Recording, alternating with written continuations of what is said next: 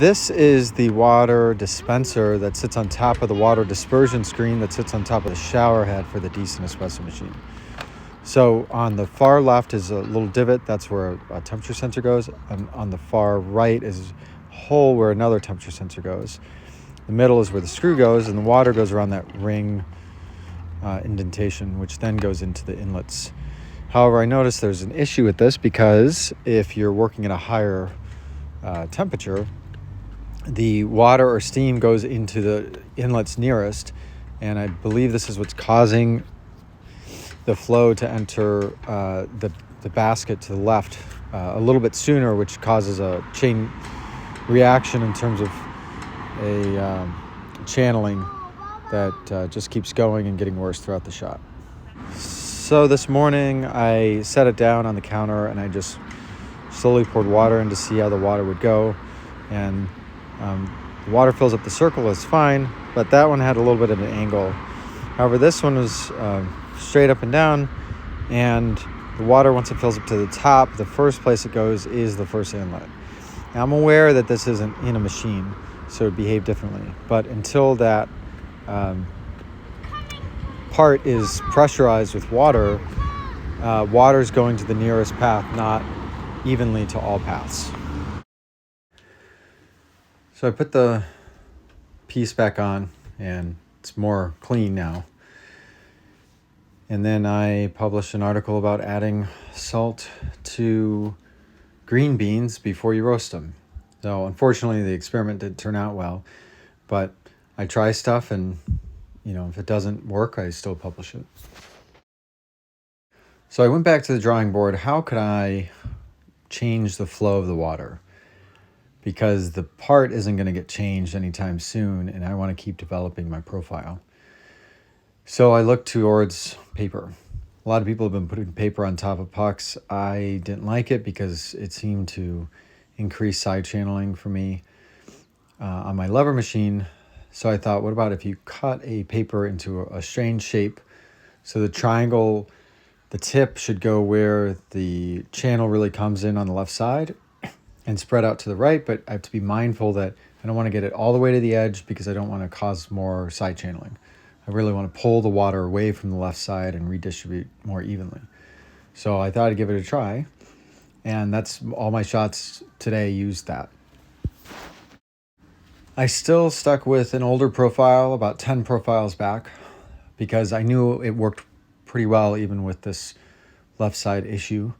And that's the same profile I used today. So this one pulled to the left again, but not as bad. And in terms of extraction yield, it was still, it was better. It was more in the range of I expected it to be, which is around 18 to 19% extraction yield on like 12% TDS.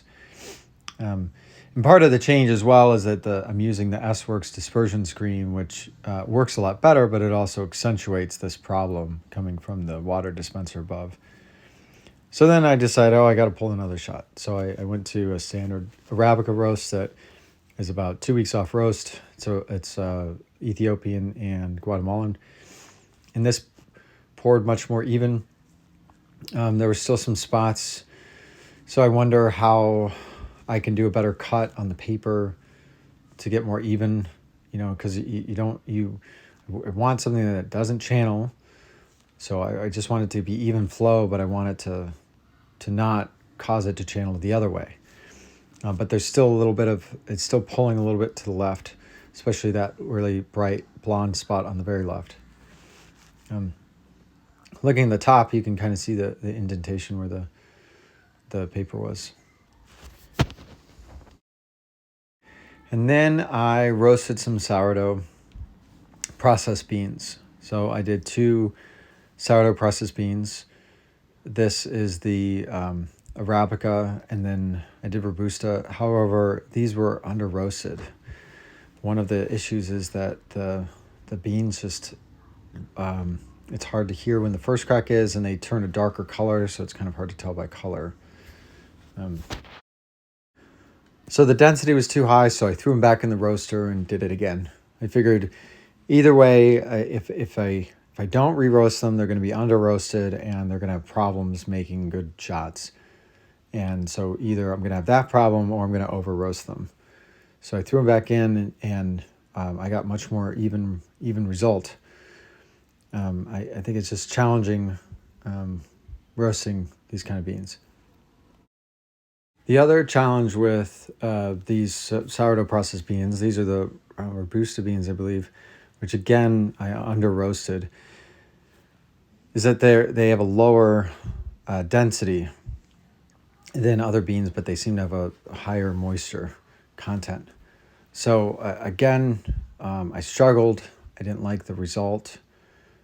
So I roasted these again. But the problem I ran into was, how do you figure out when to stop the roast? Because it was really hard to hear the first crack. In fact, this is when I was sitting outside roasting and realized I could just put in my AirPods and turn on the noise cancellation, and I'll hear the cracks easier because the cracks are high frequency and they don't get through the noise cancellation. So I also took images. So I took a picture of the window at the start and a couple times because I could see how big the beans had grown, and I used that as an indicator. So again, these came out better. I don't know if I went too far with them, but we'll find out in a week. Then I went back and pulled a double because I've been using the S-Works dispersion screen. What used to be 22 grams going into a basket has been reduced to 20 grams because there's less headspace, which I think has done better for me. This shot came in more even, but the grind was a little too fine because the shot had to run a really long time versus other shots. So I really prefer the filter to be covered within about 10 seconds and to end pre-infusion after 30 seconds and let the shot run no more than 40 or 45 seconds. That's been my best results on the Chem Express and also the decent with some of my other profiles.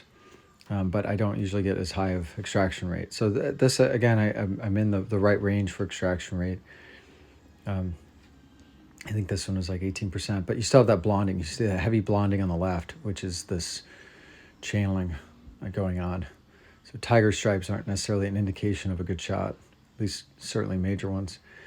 So this is just the piece afterwards. And then from the bottom of the puck, everything looks pretty clear, no major issues that I saw.